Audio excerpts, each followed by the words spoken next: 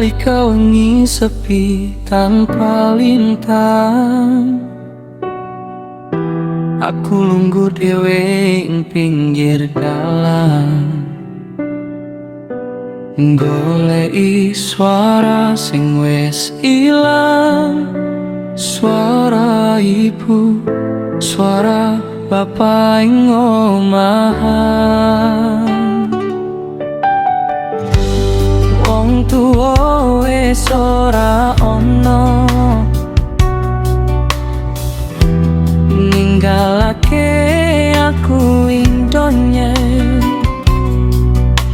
ora ono maneh panggonan nyandaran nalika ati kebak kesusahan.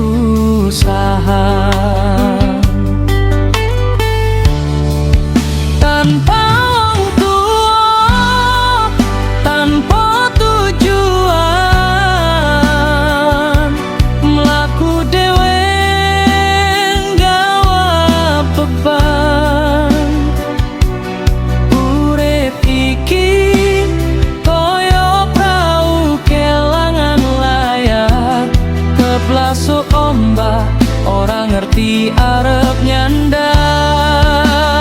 Tanpa wong tuwa, tanpa pangayoman, mung iso nangis ing engah wengi. Yen kelingan pituture wong tuwa, atiku lara eluh tumetes maneh.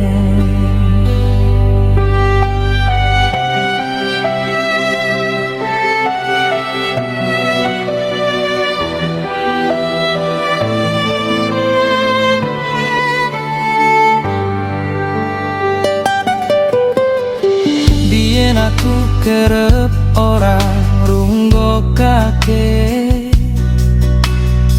pituture bapak sing kebak tresnane. Saiki nalika wis ora ono, saben tembunge dadi kangen sing larani. Ibu yen isih bisa krungu, aku nyuwun pangapura marang sliramu. Akeh dosa sing durung sempat matur, saiki mung pisan dedonga ing kubur. Tanpa wong tuwa, tanpa tujuan, mlaku dhewe nggawa beban. Urip iki koyo prau kelangan layar, keplasuk ombak ora ngerti arep nyandar. Tanpa wong tuwa, tanpa pangayoman, mung iso nangis ing tengah wengi. Yen kelingan pituture wong tuwa, atiku lara eluh tumetes maneh. Urip mung mampir ngombe, kabeh bakal bali marang Gusti. Nanging kelangan wong sing ditresnani,